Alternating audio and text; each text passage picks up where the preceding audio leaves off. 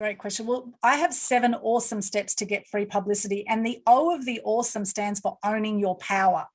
Now, the first step is to realize that you do have a great story to share and that you are worthy of sharing that story. You do not need permission from anyone to actually step up with your story or with your message. And in fact, if you're not stepping up as an expert in your field and being known as the expert in your industry, then someone else in your field will be.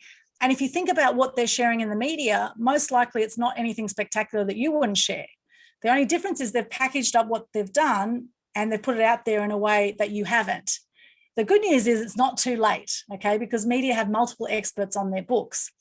So the thing is to overcome your fears, firstly, realize you're worthy. You have a great story to share. Your X factor is your story. Nobody else has your story.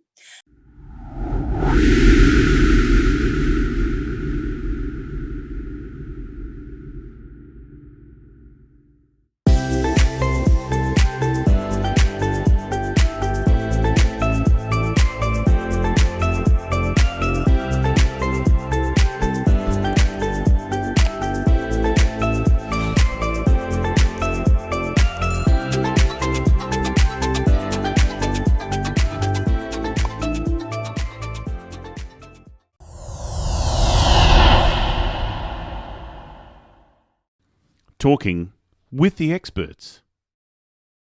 Hello and welcome to Talking with the Experts. Talking with the Experts is about all things business by business owners for business owners. I'm your host, Rose Davidson from rosedavidson.com.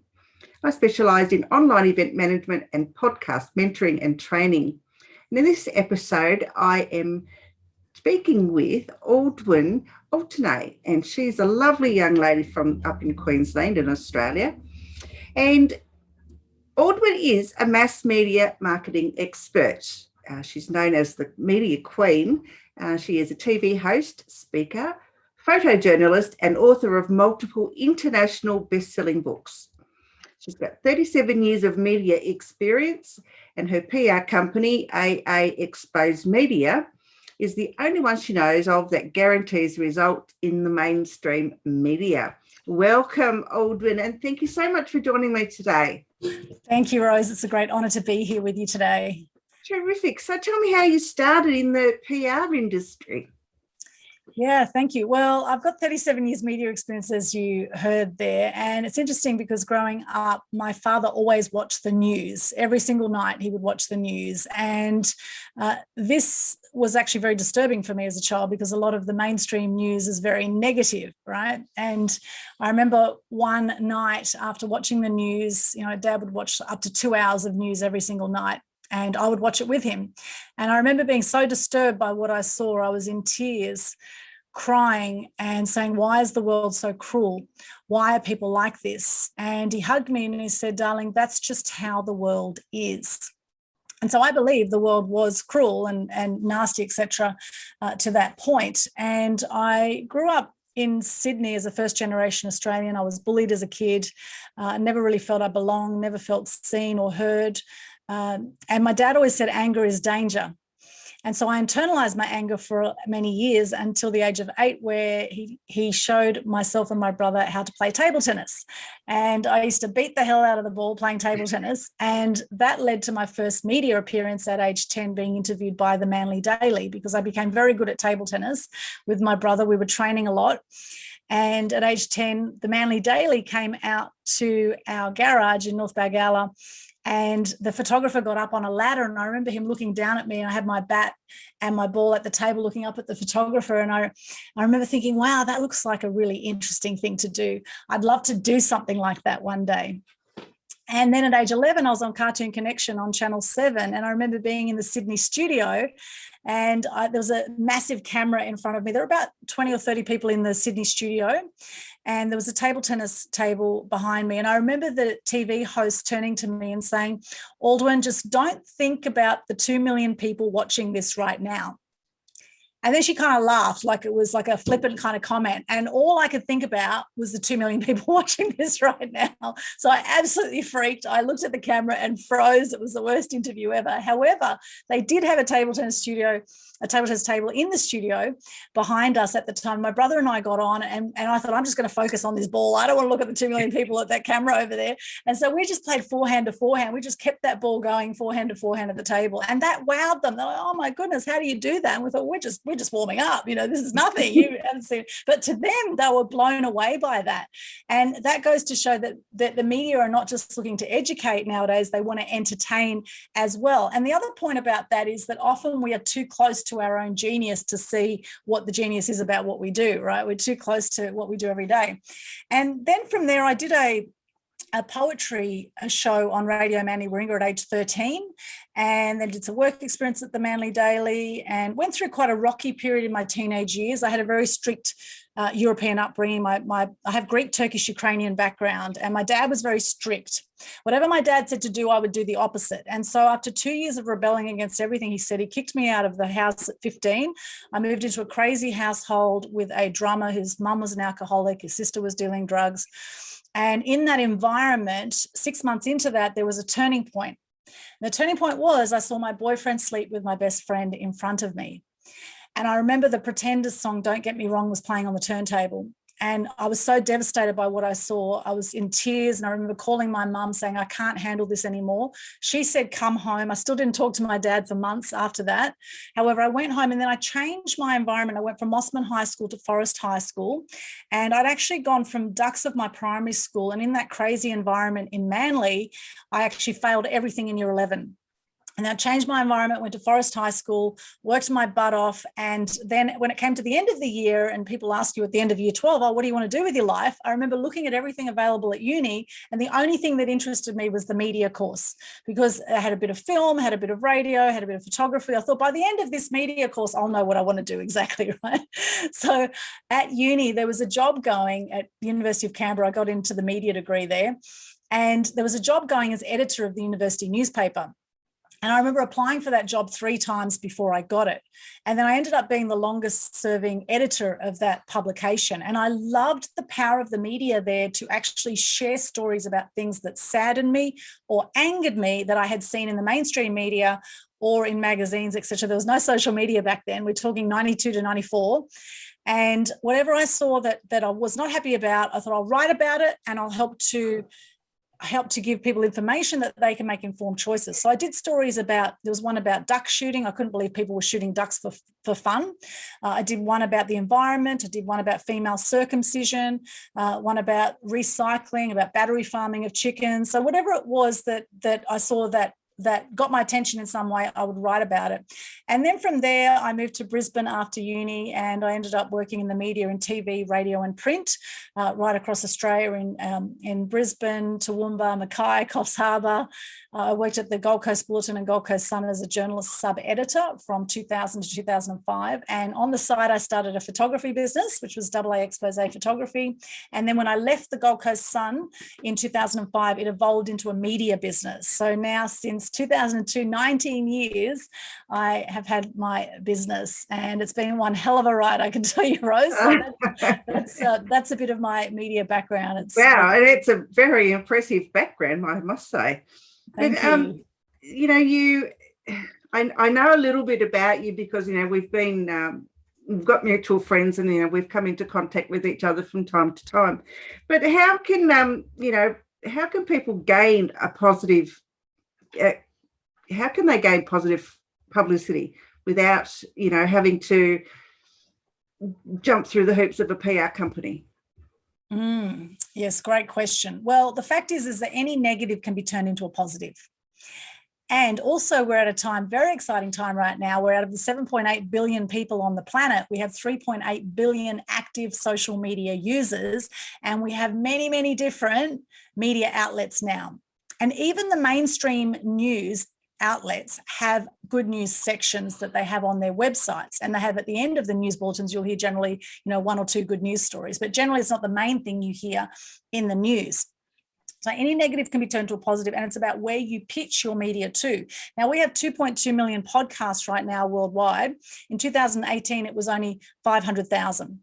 We also have literally millions of magazines, radio stations, newspapers, e-magazines, physical magazines. There's 1,600 magazines just in Australia alone, for example. So there are plenty of places where you can get positive publicity that focus on good news. We have the Good News Network. We have Sunny Skies News. We have news.com.au has a good news section. So there's lots of places that you can specifically pitch good news to, and then we can always turn around a negative into a positive. So for example, last year I did some PR for a guy called Dr. Mia, and the headline we used for our press release was "Fear of COVID is making people sick." And then we turned that negative into a positive, and we said these are simple things you can do to boost your immune system during COVID. So you can use a catchy headline that's attention grabbing, that's mentioning the negative, but then turn that into a positive. Another example of that is when I did an animal action event a few years ago, and we were raising funds for the Currumbin Wildlife Hospital to help the koalas.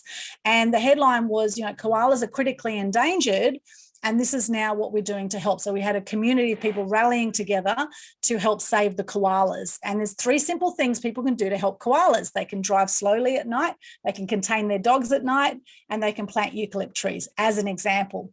So there's always ways you can turn things around and get positive publicity. A big part of it is actually getting the fact that you have genius in your story, that you have genius in what you do. You are generally too close to your story, most people are, to see what the gems of their story are. And that's where working with an expert is a great way to go, because they can often see what you can't see, or working with a coach or a mentor, they can see things that you can't see for yourself. And the other thing is, we're not taught to actually speak up in life. We're taught to be seen and not heard, generally growing up. And so it takes something if you're going to step out of the mold and you're actually going to say, right, I'm ready to put myself out there. And what comes up for a lot of people is a lot of fear.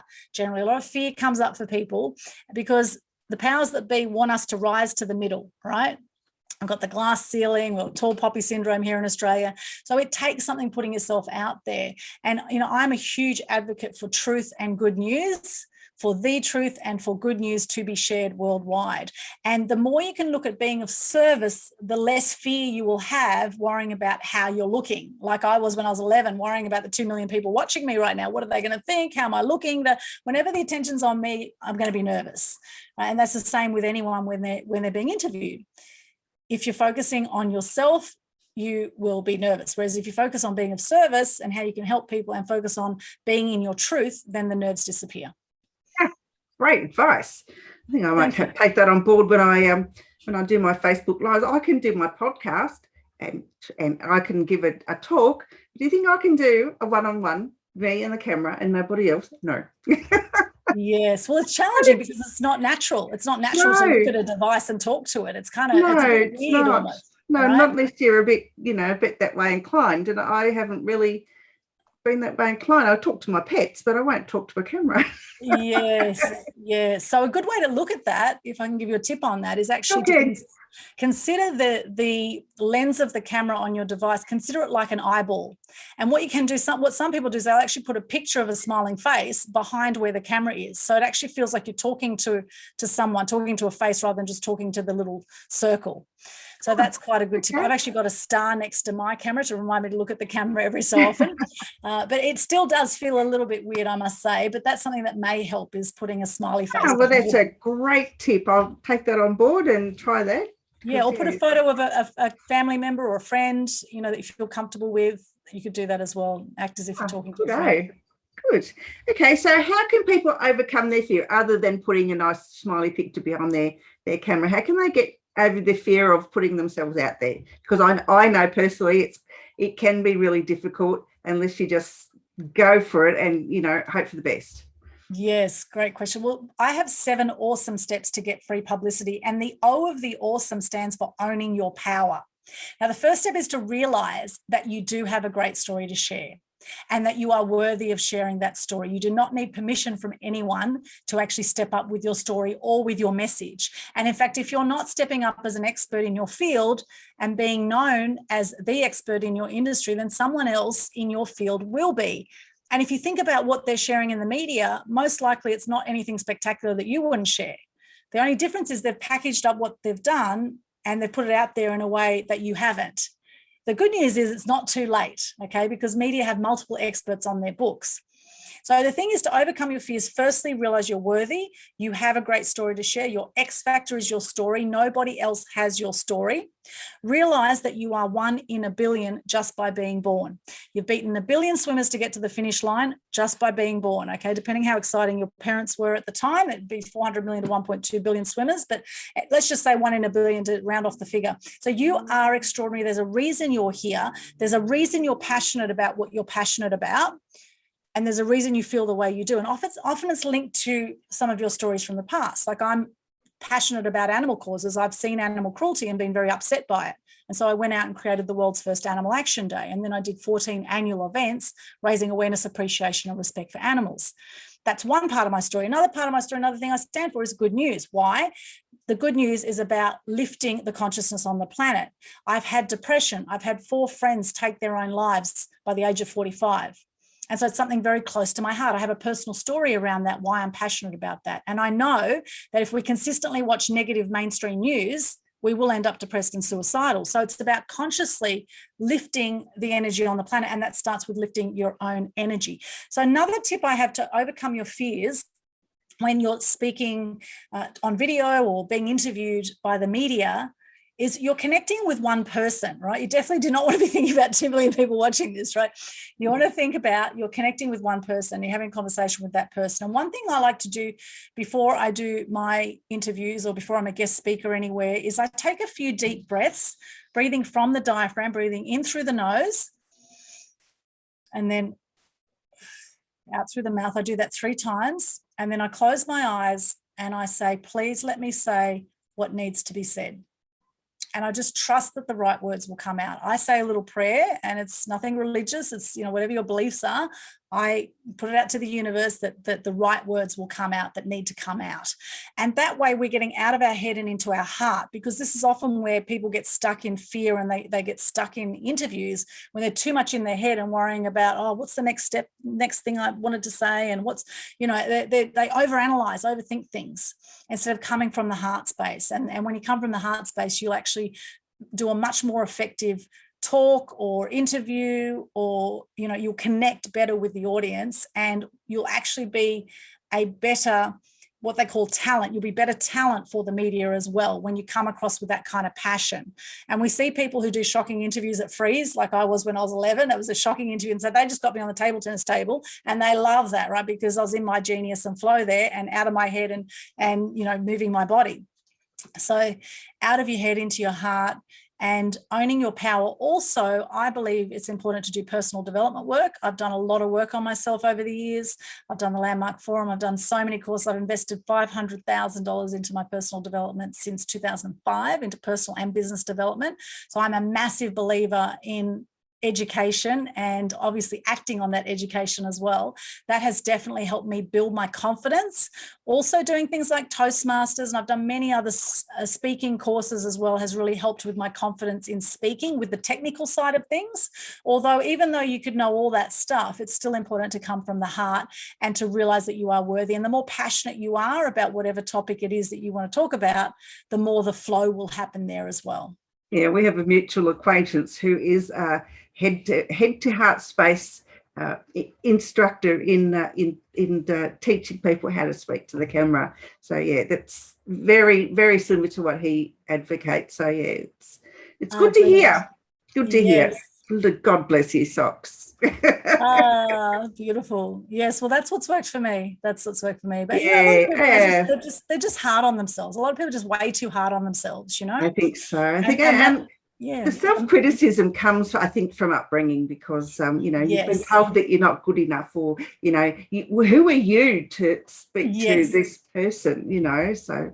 Yes, exactly. That's right. The monkey chatter, and so just notice it, say thanks for sharing, and then park it. And it is a practice. The more you do, the more confident you'll get, the better you'll get at it. So don't be too hard on yourself. Just trust the right words will come out. You know your story. You know what you're going to say. No one else knows exactly what's going to come out of your mouth. So don't be too hard on yourself. Just trust that the right words will come out. And sometimes I don't even know what's going to come out of my mouth. Same, exactly. So just really connect with the person who you're chatting with. I've had foot and mouth disease quite often. Yes, I think we all have at different times for sure. Yeah. So, Aldwyn, tell me a little bit about your books. You've written quite a number of them. What are they all about? Yeah, well, I've actually got a chapter in about 14 compilation books, and they're all positive stories, inspiring truth and good news. They have different flavors. Like there's Feminescence, which is more of a feminine angle. There's Visions of Success, which is, most of my books, the book chapters, I cover steps to getting free publicity, and then I talk a bit about my background story, how I went from depressed and suicidal to inspiring truth and good news. And a lot of that came with actually loving myself, because the big thing to realize is that hurt people hurt people. And I was hurting growing up, and I was hurting myself. I was very self-destructive for a long time, until there was the turning point, and I thought, I don't want to live my life this way anymore. I actually want to make the most of my life. And these few years that we have on the planet, a third of people die by the age of 65, right? So I've been in quite a few. There's one called Radiant that I was in recently. There's one called Think Big with Arnold Schwarzenegger. So I've been in quite a few different ones. One we just launched this week called My Voice, which is a global book with a whole lot of female entrepreneurs from all around the world. So there've been all sorts of different books with different flavors.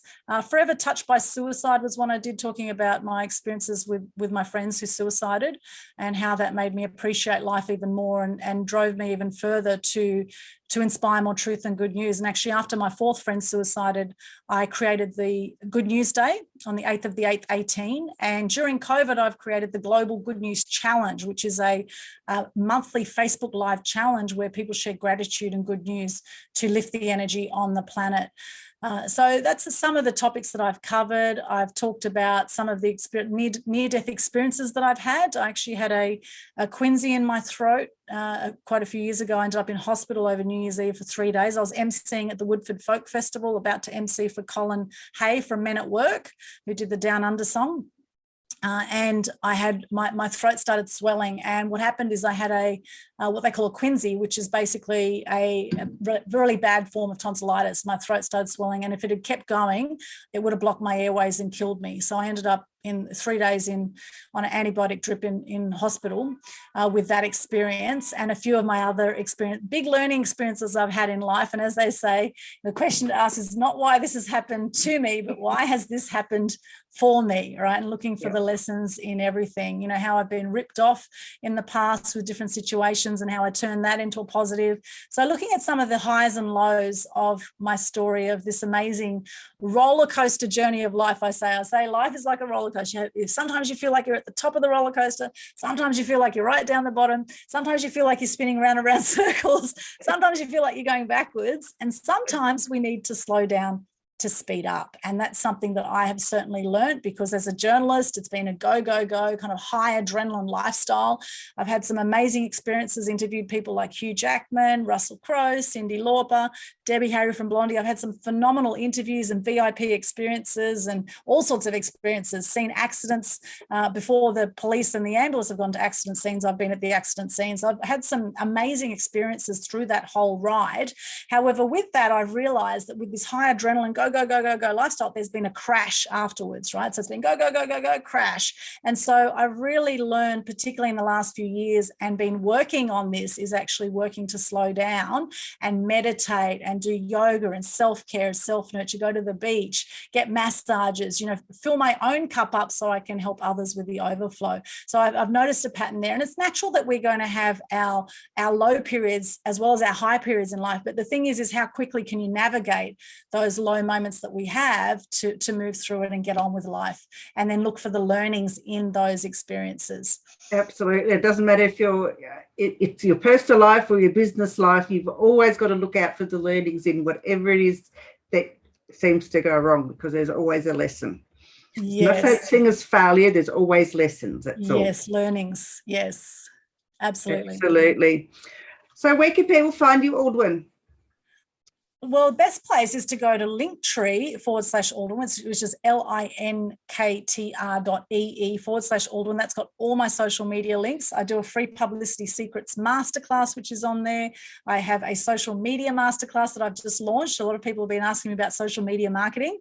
So I'm now doing a masterclass on that. We have monthly Mass Media Tribe free events where we have different guest speakers every month. And also the Global Good News Challenge is a free event monthly where people can participate, and all those links are at linktree/Aldwyn. Terrific. Thank you so much. And have you got any last words of wisdom that you'd like to share? Yes, sure. Thank you, Rose. I really want to share that you are extraordinary. If you're watching this or listening to this right now, you are extraordinary. And by you stepping up, you will inspire your family, your friends, your community, your clients to also step up. And I think now more than ever, it's important that we raise our vibration as human beings, raise it to areas of love, of joy, of gratitude, no matter what is going on in the world, no matter what dramas are going on out there that we cannot control, such as we've seen with COVID. You can't control all that stuff. You can control how you're going to do life moment by moment, day by day. Like Bob Proctor says, to find your purpose, do what you love every single day. Do as much as you can of what you love. Find your flow, find your zone, and outsource the rest, right? So that's the trick in life, I think, is to be in the zone. Do what lights you up, what your genius zone is. The more you can do that, the happier you'll be, which will then have a ripple effect on all of those around you. Like Gandhi says, be the change you wish to see in the world. And like I say, shine bright and light up all those around you. And where's your heart? Oh, my heart is right here and sending love to everyone. And I have my magic wand too. My awesome form is the magic wand. And that's to show anything is possible for you. Absolutely. Absolutely. Thank you, Aldwyn. It's been an absolute pleasure. Thank you so much, Rose. Thanks for having me on.